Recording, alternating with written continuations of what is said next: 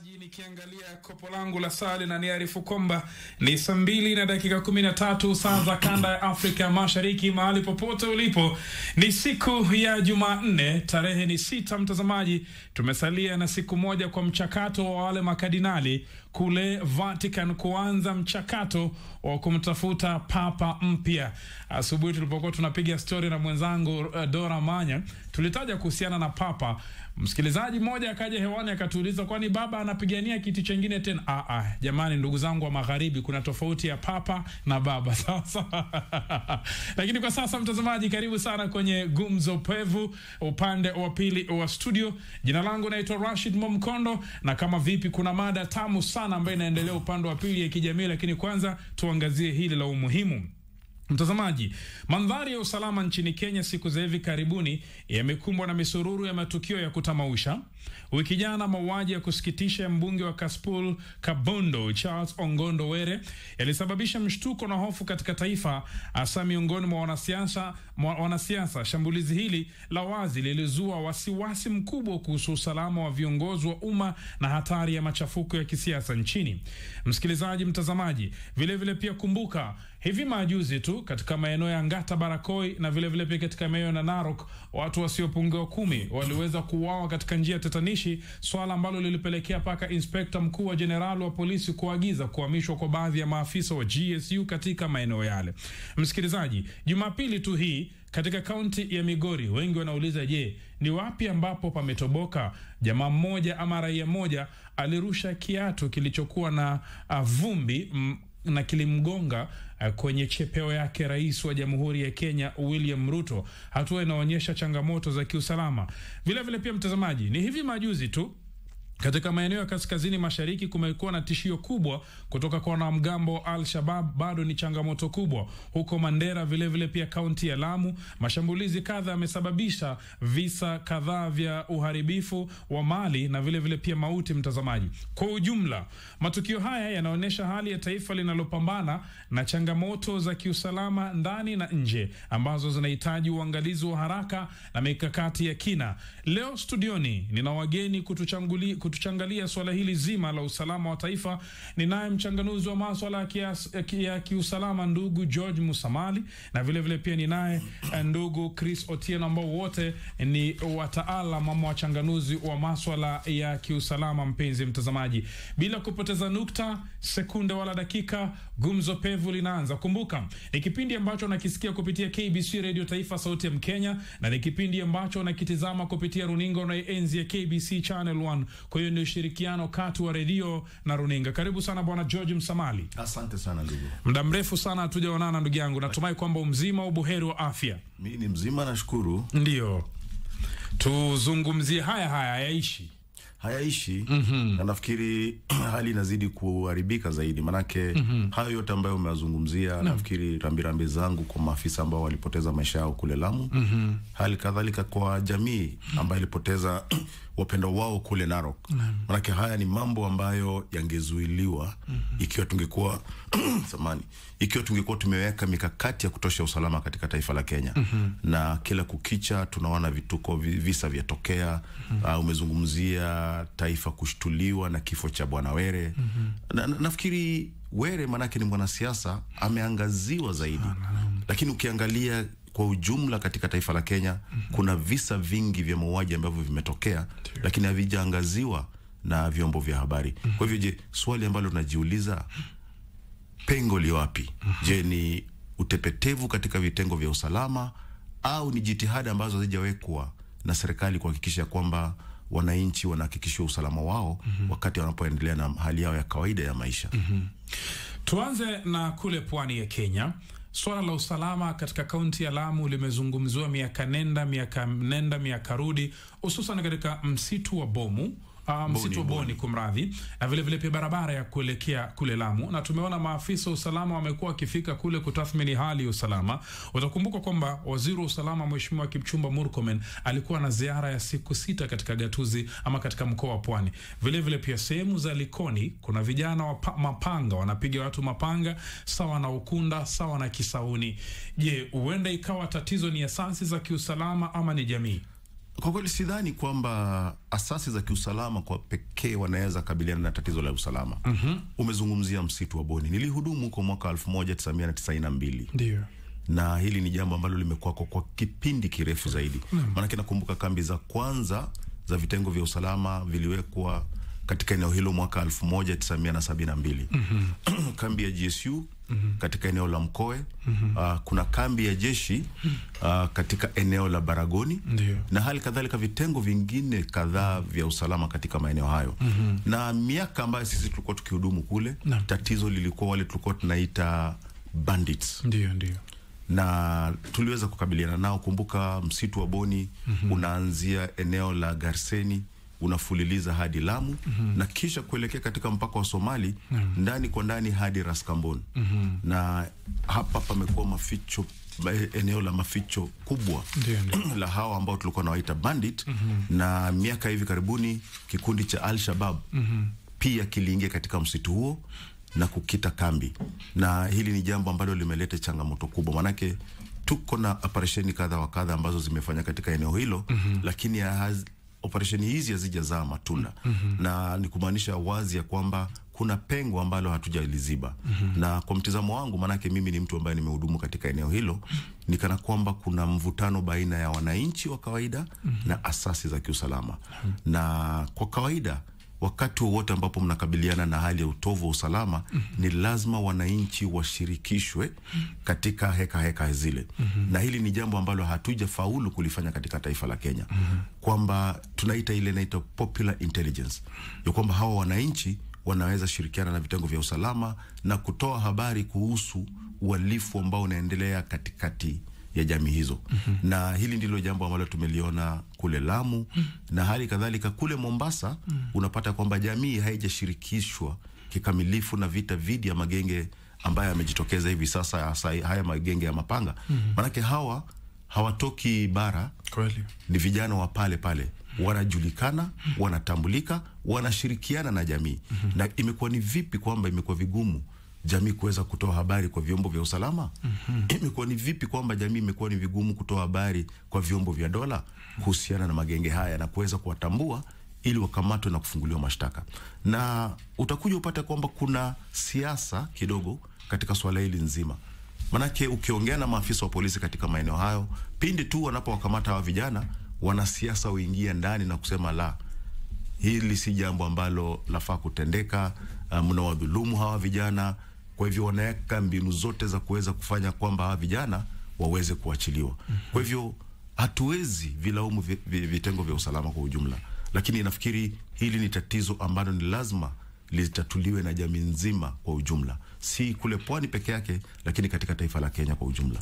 Bila shaka mtazamaji, ni ufunguzi wake ndugu George Musamali, mtaalamu wa masuala ya kiusalama. Ikiwa hivi sasa ni saa 2:20 saa za kanda ya Afrika Mashariki. Unayosikiliza ni KBC Radio Taifa, sauti ya Mkenya. Kipindi ni Zinga Kikenya, na ndani ya studio za Channel 1 upande huu mimi naitwa Rashid Mwamkondo, kule yupo Dora Manya. Na kwa sasa tumejiunga naye vile vile pia ndugu Chris Otieno ambaye ni mchanganuzi na mtaalamu wa masuala ya kiusalama. Karibu bwana Chris. Asante.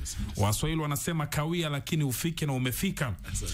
Na hata hatujaenda mbali sana, ndo kwanza tumeanza mkoko na alika maua, na tulikuwa tunajaribu kuzungumza hapa na ndugu George Musamali kuhusiana na matukio kadha wa kadha ya utovu wa usalama ambao tumeyaona. Tuliona kule Narok kilichotokea, tumeona kule Lamu kilichotokea, tumeona kule Angata Barakoe kilichotokea, na hivi juzi katika barabara ya Ngong majira ya saa 1:30 usiku ambapo kiongozi mbunge anapigwa risasi na watu wanakimbia. Sijui kwa tathmini yako ya kiufupi tu usalama, unaweza ukasemaje kuhusiana na matukio haya ambayo tumeyaona? Kuhusiana na matukio haya, kile ambacho ningependa kusema ni kwamba tunaona siku baada ya siku kwamba usalama katika nchi yetu unadorora. Na kuna sababu nyingi sana kwa sababu usalama kudorora. Ya kwanza tunaona kwamba kuna maagizo nyingi sana, kuna promises ambazo tumepatiwa na viongozi wetu.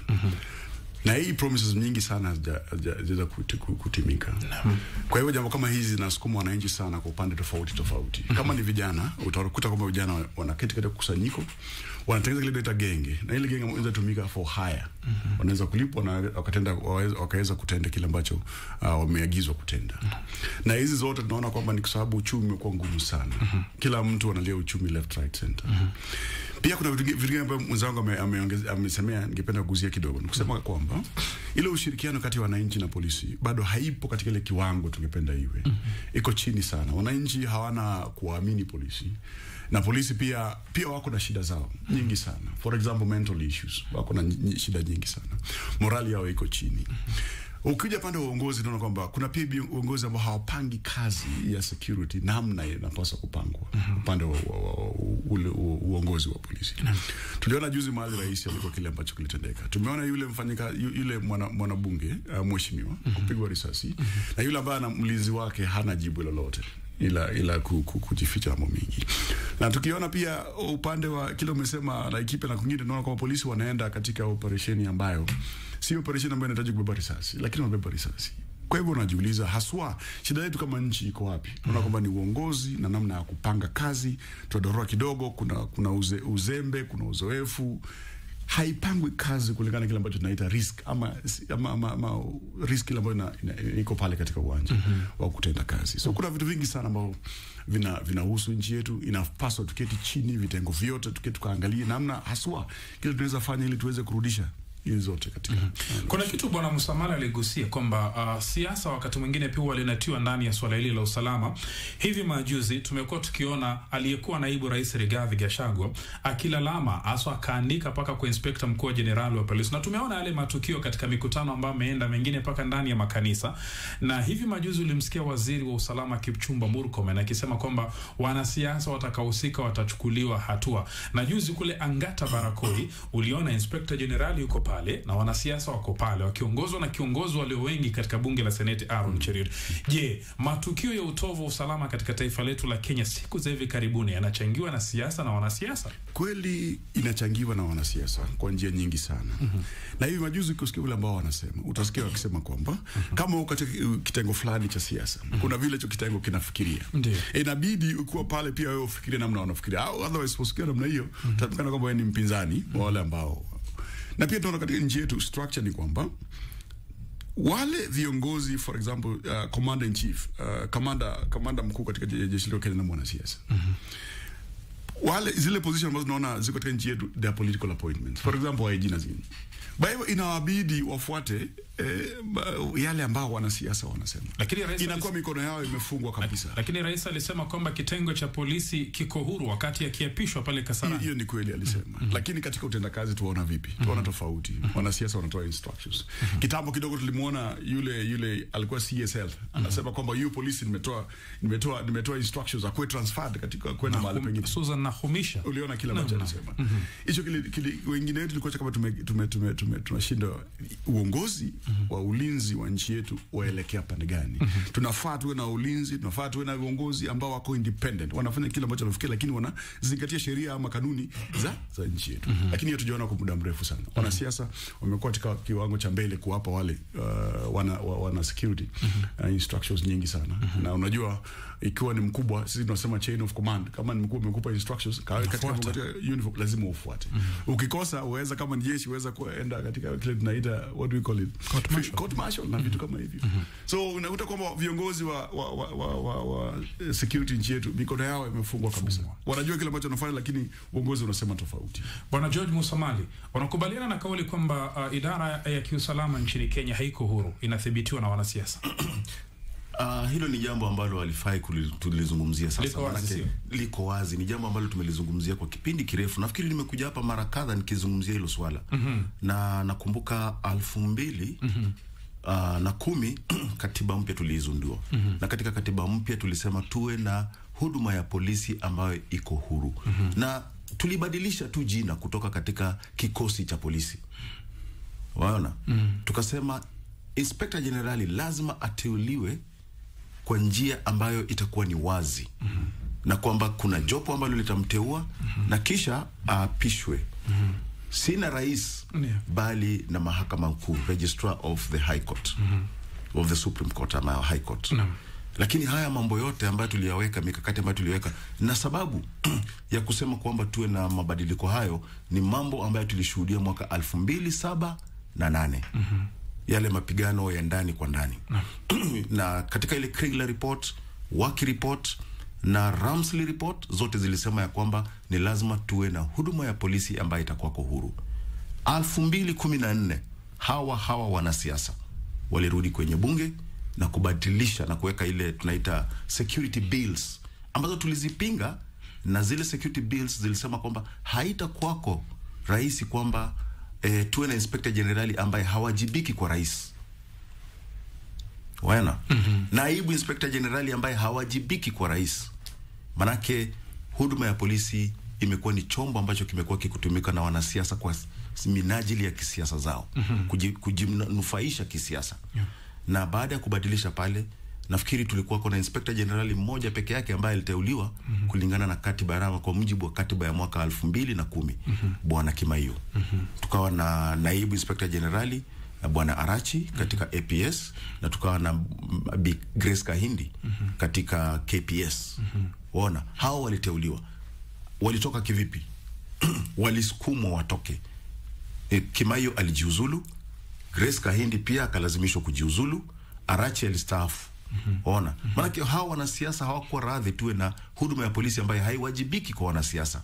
Na hili ndilo tatizo kaka ambalo linatufikisha pale tulipo. Jambo ambalo liliona kule Kehancha ni jambo ambalo linachangiwa na kuingiza siasa katika huduma. Manake kwa kawaida huwa na mipangilio ya ulinzi wa rais. Ya? Kuna miviringo kadha wa kadha ambao huwekwa kabla hujamfikia rais.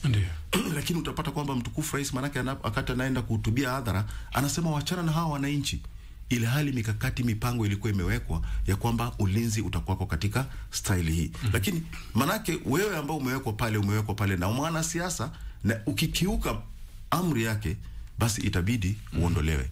Kwa hivyo inakuwa ni bora afya sinipo basi nalipo mshahara. Ukiangalia tukio ambalo lilitokea la Bwana Were, ni kwamba malalamishi yamekuwa mengi kuhusiana na yeye kibinafsi, vitendo vyake, familia zalia. Lakini mikono ya polisi imefungwa, manake hakuna polisi ambaye anamkamata. Nilisikitika sana kusikia yule mwanadada, yule mama alisema ya kwamba alirarua ile statement mbele ya OCS kuiweka pale na kisha kuondoka. Hakuna hatua ambayo ilichukuliwa. Basi vile Bwana Otieno amesema pale, kuna msukumo fulani kutoka kwa wananchi kwamba ikiwa hatutapata ulinzi kutoka kwa vyombo vya dola, hatutapata ulinzi kutoka kwa polisi, basi itabidi tuchukue silaha tuweke kwa mikono zetu ili sisi wenyewe tuweze kujilinda. Siasa katika huduma.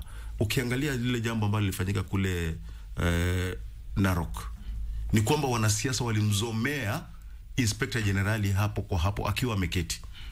Ilhali tatizo ambalo liko pale ni la kioperesheni ambalo linahusu maafisa wa polisi. Hatuwezi kusema kwa sasa manake uchunguzi unaendelea ni nini kilichojiri. Lakini ikiwa mimi ni afisa polisi, ninaambiwa kwamba kuna zile justifiable instances ambazo zitaniruhusu kutumia silaha. Mimi nilimwona afisa wa polisi akiwa na mshale kwenye kichwa. Je, ulitarajia yule afisa afanye nini? Kwa hivyo ushirikiano baina ya raia na polisi kiungo muhimu kuhakikisha usalama katika taifa hili. Tusipoziba hilo pengo, kaka, tutakuwa tunalizungumzia haya, tutazungumzia vijana wa mapanga, tutazungumzia siasa katika huduma, lakini hali itabaki ile ile. Rasilimali kwa huduma, tumewapa maafisa wa polisi rasilimali za kutosha? Nakumbuka wakati rais aliapishwa alisema ya kwamba nimechukua hela za polisi zote nimeziweka chini ya mikono ya inspector generali. Kwa kweli nikikueleza ukweli, manake mimi kutangamana na maafisa, zile hela hazipo. Maafisa walioko kule Lamu hawajalipwa zile allowances zao kwa kipindi kirefu sana. Kwa hivyo ile morali ya maafisa wa polisi pia iko chini. Na kwa kweli ikiwa mimi nitatekeleza wajibu na niambiwe kwamba umehamishwa bila uchunguzi wote kufanywa, manake ni usemi tu, ni kumaanisha kwamba pia mimi kama afisa wa polisi naona kuna dhuluma. Ona, na itafika wakati ambapo maafisa wa polisi watasema ni sawa, mshahara wa kuja, mimi nipo. Okay.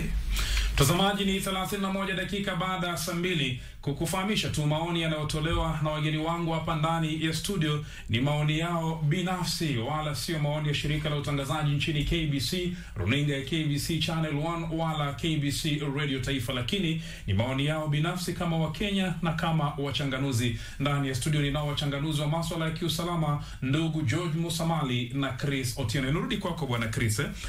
Tuliangazia usalama pwani ya Kenya. Kenya na amelichambua vizuri, lakini hebu tuangalie vile vile pia ukosefu wa usalama maeneo ya kaskazini mashariki. Kila kuchao mambo yako vile vile. Je, ni mbinu tunashindwa ama ni vipi?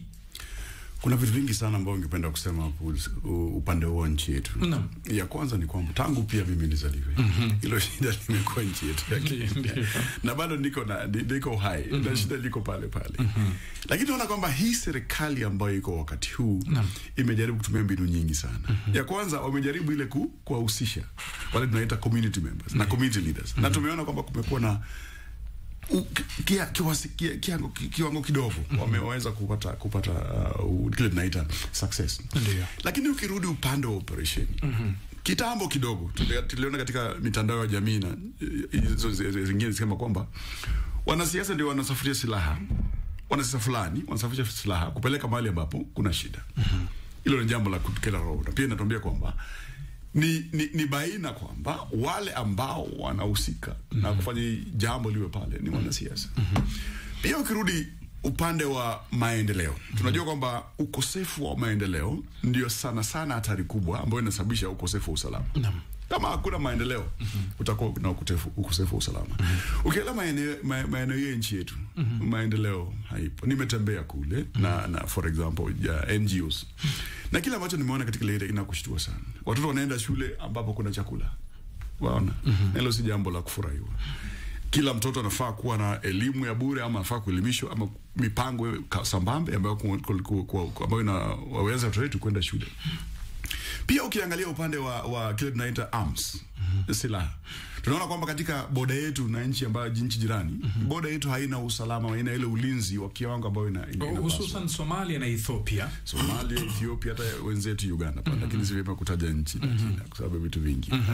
Unaona kwamba hizi tunaita small arms zinatembea sana baina ya nchi yetu na nyingine. Nyingi zinakuja pande hii. Na wale ambao wanaishi pale, ile silaha ambao wako nayo inashinda ile silaha polisi wetu wako nayo ama ulinzi wa usalama. Unakuta yule yako na for example AK47 na M16 na huyu hapa ako na G3. Silaha hiyo tofauti sana kulingana na uwezo wao, tofauti sana. Kwa hivyo utakuta kwamba wenzetu pande wa usalama pande wanza kulemewa na nini na kile tunaita silaha. Kingine ni terrain. Wala ambao wanaishi kule wanajua sana kile kinaweza kufanyika. Namna ile mtaa imepangwa. Bora kile kilifanyika Baragoi. Unaona kwamba askari wetu walikuwa chini, wale bandits walikuwa juu. Na kumimina ni sasa vile walimimina. Kwa hivyo tunasema kwamba kuna vitu vingi sana inafaa tufanye upande wa nchi yetu na tuweze kuzingatia kabisa chanzo cha hili jambo na tuweze kuangalia suluhisho litakuwa ni lini. Na hiyo lazima tuishe jamii, tuishe kila mtu pale. Na tuweze kupeleka maendeleo upande wa Kenya yetu. Tukifanya vitu kama hivyo tutakuta kwamba usalama utaenda wa hali wa juu. Na tunaweza kupunguza jambo kama hizi kwa kina kubwa sana. Nirudi kwako Bwana George Musamali. Swala la kiusalama ni tata sana na ni muhimu katika taifa letu la Kenya. Tuzungumzie sasa usalama wa kijamii. Mara kadhaa nadhani pia nyinyi ni mashahidi, tumeona katika mpaka kati ya Kisii nadhani huwa na Kisumu kuna eneo maarufu pale watu penda kupigana sana na mpaka mauaji yanatokea. Vile vile pia tukienda maeneo ya Laikipia huwa kuna vitu kama hivyo vinafanyika. Tukienda maeneo ya Baringo, juzi nilimsikia spika wa bunge la kitaifa Moses Masika Wetangula. Wabunge wa Baringo walipokuwa wanalalamika kuhusiana na usalama, aliwaambia saizi mnaenda recess, ni jukumu lenu, hata age yenu na wale vijana wanaofanya utovu wa usalama iko sawa, mnaweza waongelesha, msisubiri mpaka maafisa wa polisi waende kule. Haya matukio yanaashiria nini? Kwa kweli ni kukosekana kwa mbinu. Manake ama si mbinu, manake tunatumia mbinu ile tunaita strategy. Hatuna strategy ya kukabiliana na haya matatizo. Manake amekuwa kwa jadi. Vita umezungumzia kule Sondu ambapo kuna vita katika mpaka baina ya Wajaluo na Kipsigis. Ukikuja kule sehemu za Transmara, Kilgoris, kuna malumbano baina ya Wakisii na Wamasai. Ukiteremka chini kule Kuria, halikadhalika malumbano baina ya Wakuria na Wajaluo. Ukija kule kwetu Mount Elgon, Wabukusu na Wasabaot. Tukienda Baringo, Wamarakwet, Watugen, Wapokot na Waturkana. Kwa kipindi kirefu sana tumezungumzia. Tumekuwa tukitumia mbinu. Kila wakati tunapeleka wanajeshi kule, tunasema tunafanya operesheni. Tumefika kiwango tunasema ya kwamba tunaajiri maafisa wa polisi wa akiba, KPR. Na hivi juzi tu umesikia Murkomen akisema nini? Ya kwamba wapigwe msasa tena. Manake hawaaminiki kila mtu akipewa silaha anaegemea upande wa kabila lake. Hatujafanya utafiti. Utafiti umefanywa wa kutosha, si ati hatujafanya. Tumefanya utafiti wa kutosha na tunajua vita vinasababishwa na nini. Upiganaji wa rasilimali katika maeneo haya. Na pia swala la siasa pia limeingia, ambapo unapata wanasiasa wanasema ya kwamba hawa wameingia ndani ya mipaka yetu. Mipaka yenu ndani ya taifa la Kenya. Mbona tuwe na mipaka ndani ya taifa la Kenya? Na je, hizi rasilimali ambazo tunazipigania ni zipi? Manake tuzungumzie hili swala. Na ikiwa hatutaweza kukabiliana na hilo tatizo, na haya matatizo yote ambayo tunayazungumzia hivi sasa ni ukosaji wa maendeleo katika maeneo hayo. Haya maeneo hayajafunguliwa. Pesa ambazo zinapatikana unasikia wanasema za National Government CDF zinatumika kiholela na hawa wabunge, hazileti maendeleo katika jamii. Na inakuwa kwamba ni jamii mbinu ambayo wanayo peke yake ya kuweza kujinufaisha ama kujiendeleza, basi ni kutumia nguvu kuweza kuibia jamii hii na kupeleka katika jamii hii. Kule kwetu Mount Elgon tunapigania, tunasema ya kwamba kuna kikundi fulani ambacho kimetendekezwa zaidi ya wale wengine. Rasilimali zote zikija katika maeneo hayo yanapelekewa watu fulani. Kama ni kuajiriwa katika kazi, inaenda katika jamii fulani. Inabidi jamii ile nyingine ione ya kwamba ni kana kwamba wao si wa Kenya. Na ndipo unasikia Bwana Masika akiambia wabunge, nendeni mketi chini na jamii zenu, mzungumze, muwalete pamoja na muweze kutumia rasilimali ambazo zinatoka katika serikali kuu kunufaisha jamii zote katika maeneo hayo. Hili ndilo jambo ambalo limekuwa ni kidonda sugu katika taifa la Kenya. Ndio maana unaona vita ambavyo tumeviona ambapo polisi wametumia silaha na kuua watu 5 ni vita vya kirasilimali. Manake wanasema hili shamba ni letu. Tulipewa stakabadhi. Ni vipi mtu anakuja na kusema kwamba analidai lile shamba? Waona? Lakini mbinu ambayo ilitumika kukabiliana na hilo tatizo ndio mbinu mbovu ambayo ilisababisha maafa kwa maafisa wa polisi na hali kadhalika kwa wananchi. Waona? Kwa hivyo hapa katika taifa letu haya matatizo yote ambayo tunayazungumzia ya kiusalama katika maeneo ni matatizo ambayo yanaweza kutatuliwa kwa mbinu ya mazungumzo.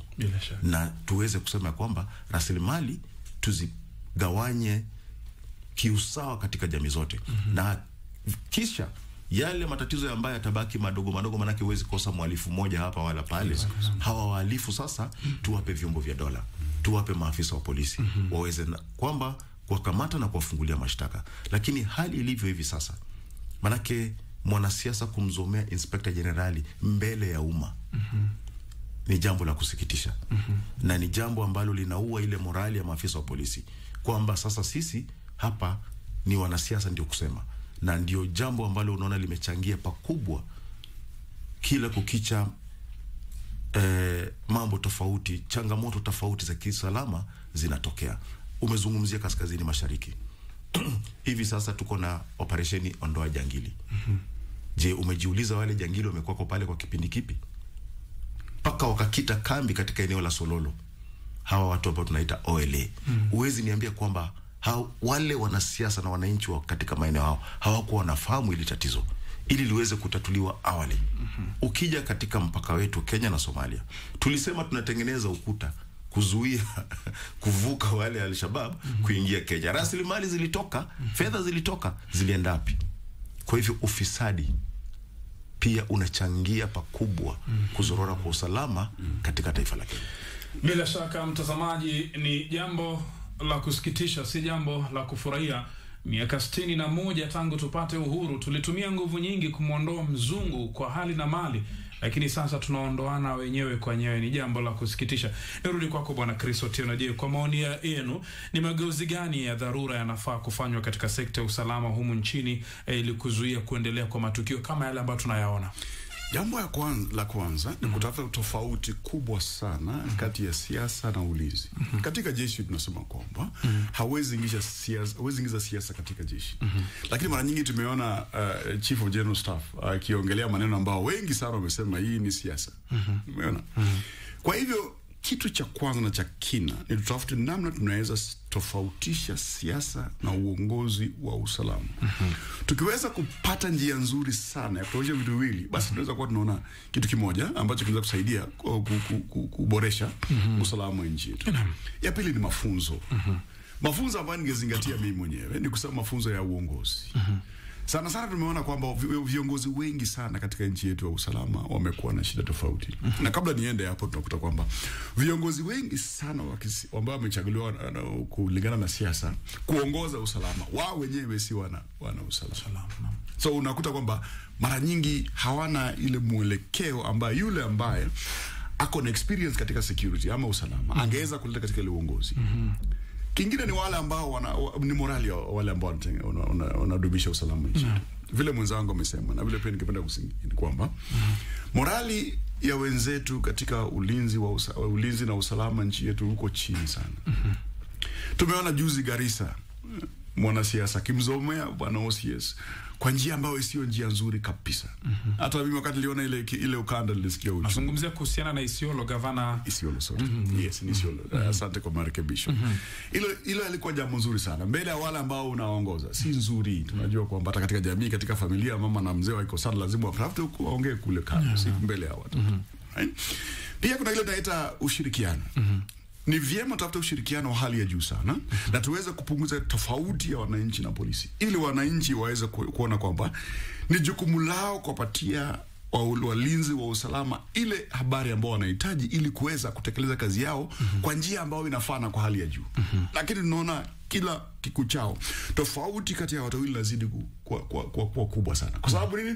Polisi wameenda pale wafanya extrajudicial killing. Wananchi wanatoa malalamishi nyingi sana na hakuna mahali kesi kama hiyo inaenda. Kwa hivyo unakuta kwamba ile tofauti unazidi kuwa kubwa kila siku. Right? Kingine ni community policing. Ni vyema sana tuwe na mpangilio mwema ambayo si kwa kusema peke yake. Na community policing tumeongea kwa muda mrefu sana nchi yetu ya Kenya. Muda mrefu sana, lakini hatujaweza kuidumisha na hatujaweza kuleta kiwango ambacho tunasema kwamba our community policing iko nzuri. Kwa hivyo ni vyema tuketi chini. Na tunaona kwamba wakati kiongozi mmoja alikuwa Nakuru, Muraguri. Alifanya kazi nzuri sana. Alijaribu juu chini kuleta polisi na wananchi katika kiwango nzuri sana. Wangeshindana kucheza mpira, wangefanya ambayo inawaleta jamii pamoja. Lakini tunaona initiative kama hiyo kutoka kwa viongozi wengine. Wengine waketi pale wameshaketi na kungoja kufanya mambo vingine. Kingine ni kile mwenzangu amesema, corruption. Unajua nimeenda pale katika police station ama kitengo cha usalama nikitaka usaidizi. Lakini ikibidi kwamba nilipe na nipate usaidizi, hata mimi mwenyewe nanikera roho. Nasikia uchungu sana. Na unaona kinasema utumishi kwa wote. Hawezi kuwa unasema utumishi kwa wote na ni utumishi kwa fedha. Waona? Tofauti nyingi sana. Kwa hivyo tuko na vitu vingi sana ambavyo vinafaa vilainishwe katika nchi yetu ya Kenya ili tuweze kusema kwamba kiwango chetu cha usalama kiko juu na tunaweza kulinganisha na nchi ambazo ziko katika ile data first world or something like that. Right? Hii mada ni pana sana, kuna mengi hapa ya kuzungumzwa, lakini naofia muda wangu ndio huo tena. Nirudi kwako bwana George Msama, labda tujaribu tuangalie kama hizo dakika 15 tutajaribu kukava yale ambayo tumeyabakisha. Haya yote yanayotokea na tukiangalia bajeti kubwa sana huwa inaenda katika idara za kiusalama na ulinzi. Je, watu wanauliza NIS iko wapi haya yote yanayotokea wakati wao upata bajeti kubwa? Kweli hilo ni jambo ambalo linatukera sisi. Manake matukio yote ambayo yanatokea ni lazima yawe yamepigwa darubini na kitengo hicho cha NIS. Na tukio kama lile tuliona kule Kehancha. Wakati wa huduma nikiwa pale, tulikuwa tunatuma ile tunaita advance party. Timu ya hapo wanaenda pale awali, wiki mbili kabla ya rais kuzuru. Ndio. Na wanafanya ujasusi, wanapata habari, je, wananchi hapa wana hisia gani kuhusiana na rais? Yes. Safari ya rais wanahisia ipi? Waona? Na kisha wanakuja na ile inaitwa operational plan. Na katika ile operational plan inahusisha asasi zote za kiusalama. Na je, ni kujaribu kusema ya kwamba hakukuwa na habari ya za awali ya kwamba wale wananchi wako pale watamzomea rais? Tuje katika hali ya usalama katika maeneo tofauti. Yale mauaji ambayo tulishuhudia kule Lamu. Wakati maafisa wa polisi wa SOG walipovamiwa na wale wanamgambo wa Al-Shabaab. Hilo ni jukumu la NIS kwamba wawe wamepenya ile jamii na kuweza kutoa habari kuhusiana na mienendo ya wale wanamgambo ili kuwezesha maafisa wa polisi wa operesheni kufanya mipango mwafaka ya kuweza kukabiliana na wale wanamgambo. Hilo halipo. Twende Pwani, Mapanga Boys.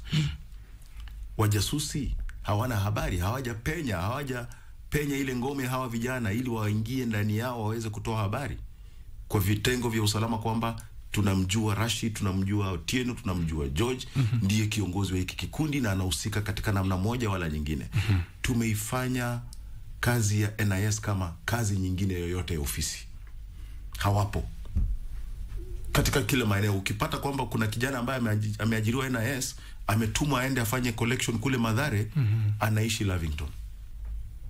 Ni wakati gani atapata zile habari kuhusiana na magenge ambayo yanafanya kazi kule Mathare? Mauaji ya Bwana Were yaliashiriwa. Manake NIS, ikiwa mbunge amesema maisha yangu yako hatarini, ni jukumu lao kuweza kupenya na kujua je, ni nani ambaye anapanga mipango kama hii na ni vipi. Manake tutawalaumu wale walinzi, lakini ukweli ni kwamba mhalifu akikupangia huwa dakika 2 mbele ya vyombo vya usalama. 2 minutes. Manake tuna zile hatua 5 za kupanga uhalifu kama ule. Hatua ya kwanza ni target identification. Tunamtambua ni fulani, tunamtaka.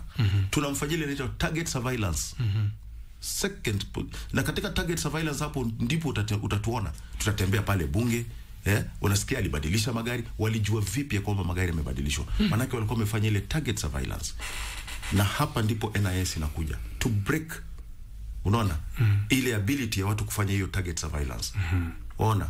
Kwa hivyo hizi rasilimali ambazo tunaziweka katika NIS, hatusemi wafanye kazi. Manake majukumu yao ukiangalia katika katiba ni kwamba waangalie masuala ya usalama, ile unaitwa physical security of the country, waangalie economic security of the country, waangalie food security. Haya mambo yote, social security, iko chini ya NIS. Lakini hatuwaoni, hatuwafili. Ndio manake unaona haya mambo yote ambayo yanatokea. Nakumbuka enzi zetu kulikuwa kuna wale wanaitwa special branch.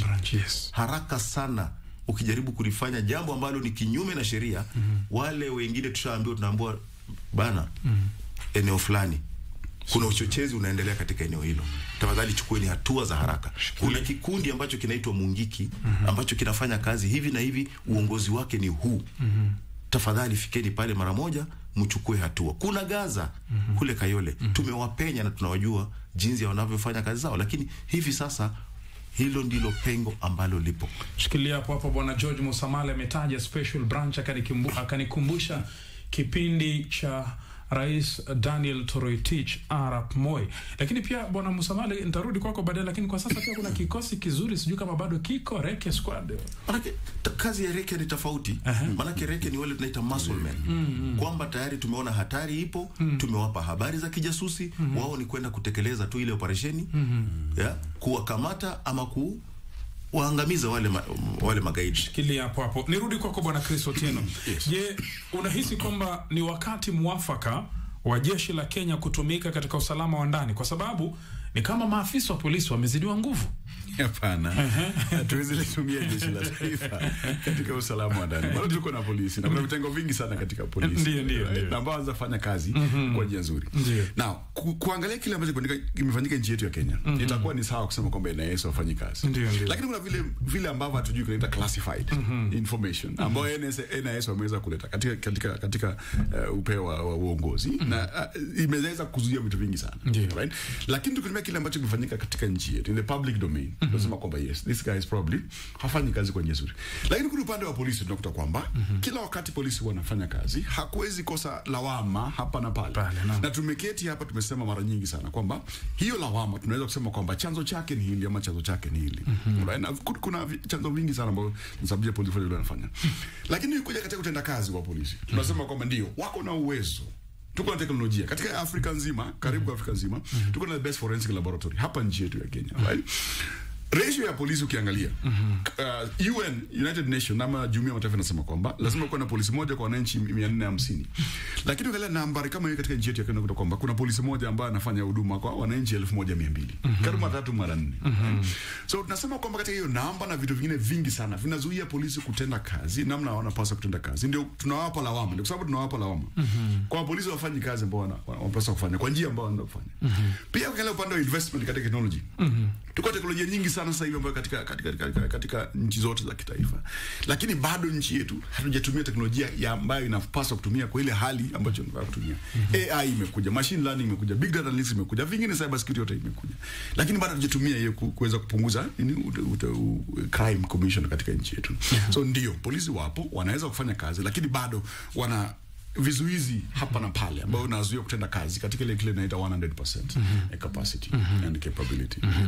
Umezungumzia mahali pazuri na nikasema hii mada ni pana, lakini muda wetu ndio huo wa kuchochoa. Swala zima la teknolojia, tunaona mataifa ambayo yameendelea na taifa la Kenya kwa sasa tunafaa tu tumeendelea miaka 60 tangu tulipojinyakulia uhuru. Tunakuta kuna baadhi ya mataifa ambayo yanatumia teknolojia kuweza kupunguza visa vya uhalifu. Je, Kenya shida ni nini? Shida yetu vile mwenzangu amesema na pia wewe umeashiria ni kwamba hii kitu inaitwa corruption nchi yetu ya Kenya ni jambo ambalo linaturudisha nyuma sana. Nenda nchi for example Dubai ama South Korea ama China. Ndiyo. Utakuta hata hapa jirani yetu Rwanda. Ndio. Katika ukienda Rwanda, Kigali, utakuta kwamba hamna polisi wengi katika barabara ya taifa hili. Lakini kamera zile ziko pale ni nyingi sana. Ukitenda kosa la trafiki, utakuta ujumbe kwa simu yako. Kwamba unataka kosa fulani na unafaa ulipe faini kiwango fulani. Ndio. Kwa hivyo hapa nchi yetu tulikuwa na wale viongozi ambao wanaweza kuangalia umuhimu wa teknolojia na kusaidia utendakazi wa usalama. Tunaweza kiwango cha mbali sana. Lakini hao viongozi ambao kuleta vision ndio ambao hawapo. Tukiwa na wao for example katika security na wale wanaongoza security ambao wamesomea security kama mimi na Msomali hapa, nchi yetu tunaweza enda kwa kiwango mbali sana na tuweze kutumia mbinu nyingi sana ili kudumisha usalama nchi yetu, lakini wao hawapo. Okay, Rashid, kweli teknolojia, tunazungumzia teknolojia, tuliweka kamera hazifanyi kazi. Ukweli ni kwamba hazifanyi kazi, ila hali serikali inalipia hiyo service kwa Safaricom, lakini hakuna hata moja saa hizi na kuhakikishia. Ukienda katika ile command center ile ilikuwa ni ya zote ni blank. Sasa tutasema tutazungumzia teknolojia vipi tofauti kidogo. Ukiangalia kesi ya Were, tukiongea marehemu ile gari na ile pikipiki na wala ambao tuliopata namna gani? Kamera, tulitumia kamera. Hazikutumika zile kamera ambazo tunazizungumzia. Zile zilikuwa za majengo za kibinafsi pale karibu. Huo ni ukweli na kueleza. Majengo. Hali kadhalika lile tukio ambalo lilitokea kule Lamu ambapo maafisa waliuawa. Niliuliza hawana vyombo vya drone. Jibu niliambiwa kwamba zile drone ambazo ziko pale zote ni zile donated. Ndio. Na zikiharibika hazitengezwi. Hatuna rasilimali zimewekwa pale kuhakikisha serviceability ya hivyo vifaa. Kwa hivyo teknolojia tunaletewa, tunaonyeshwa hii inaweza fanya kazi hivi. Hii inaweza fanya hivi. Tukishapewa basi tumetosheka. Kwa hivyo tatizo kubwa kutumia teknolojia, ukosefu wa rasilimali. Ndio. Hatujawapa maafisa. Zile pesa unasikia zatolewa za security budget. Zinaingia unasikia zimetoka consolidated fund, lakini pale zinaenda hatujui. Waelewa? We've not equipped our officers. Ingia Central Police Station. Angalia vifaa vile vilivyo pale. Ni vile viliwachwa wakati ilikuwa inaitwa Kingsway Police Station. Na mkoloni. Ukiona kiti cha OCS banga. Unaona? Because we've not resourced the service. Lakini kuna ile jopo la Maraga lile litoa mapendekezo. Jopo utoa mapendekezo, Ransley Commission, Waki Commission. Tumekuja na Maraga ambaye koti iliende ikasema kwamba hilo jopo lilikuwa haramu. Ndio. Waelewa? Kwa hivyo haya ni mambo ambayo hapo tunayaona, tunayazungumzia. Lakini tusipokuwa na ile tunaita political will. Manake ukimwambia Inspector Generali unataka marekebisho kwa polisi. Hii ni meli tayari ambayo ilitoa nanga. Iko kule katikati baharini. Unajaribu kuiendesha ile meli. Hapa kuna mtu ambaye anajaribu kutoboa, maji yaingie, nyingine sijui anafanya nini, utairekebisha kweli? Lazima turudi ground zero. Ndio tuanze na kusema kwamba marekebisho tutaanzia hapa. Lakini meli ambayo iko katikati kaka, ni vigumu. Tunazungumzia swala la kusema uhusiano baina ya polisi na mwananchi. Mimi nikienda katika kituo cha polisi nimepoteza simu, najua nitaambiwa lata 1000 ni kutrakia ile simu. Waelewa? Kwa hivyo inakuwa ni kwamba hizi ripoti ambazo wananchi wanazipeana kwa polisi tunaziita statistics. Zipo tu, unaambiwa tu wewe chukua tu OB alafu uache. In future kitu kinaweza kutokea, ile simu ipatikane ili mradi uko na OB. Trial and error. Yes. Waona? True.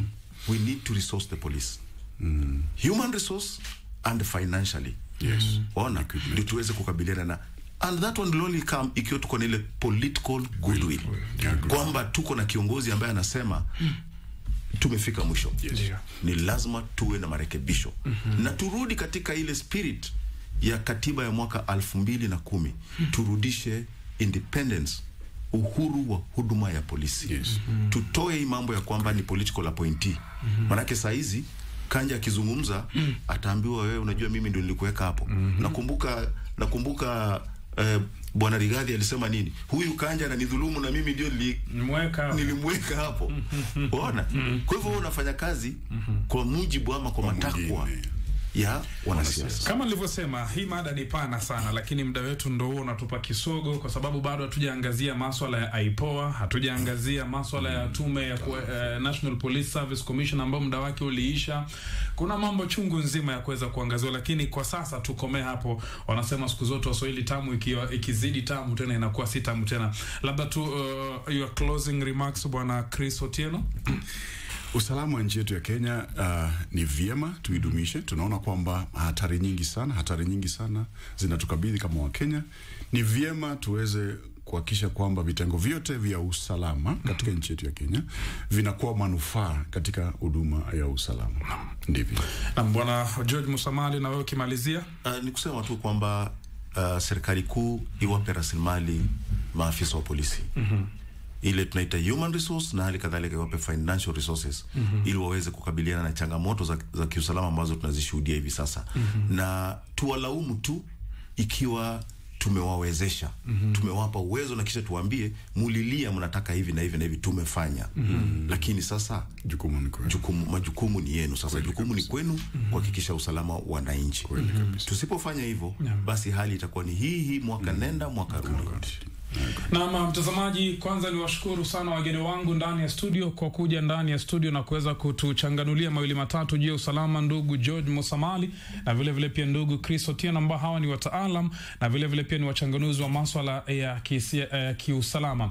Asanteni nyote ambao mmefanikisha kipindi hiki, ikiwa ni wapiga picha wangu hapa ndani ya studio. Nyuma niko naye Elijah, katikati niko naye pale Pauline, alafu niko naye ndugu Coleman upande wa pili. Asante sana vile vile pia Martin Njeru na kikosi chako kizima cha upande wa runinga. Asante vile vile pia Magda upande wa radio, na vile vile pia asante sana mwenzangu Dora Manya kuhakikisha kwamba matangazo yamekuja mubashara. Bas, kwa niaba ya Dennis Chisaka na Nancy Kemunto, mimi naitwa Rashid Mwamkondo. Siku zote mtazamaji, kuna vitu katika hii dunia kuingia ni rahisi, lakini ni vigumu kutoka. Hadi wakati mwingine, endelea kusikiliza KBC Radio Taifa, sauti ya Mkenya. Kipindi ni Zinga Kikenya. Kwako Dora Manya na Bernard Maranga.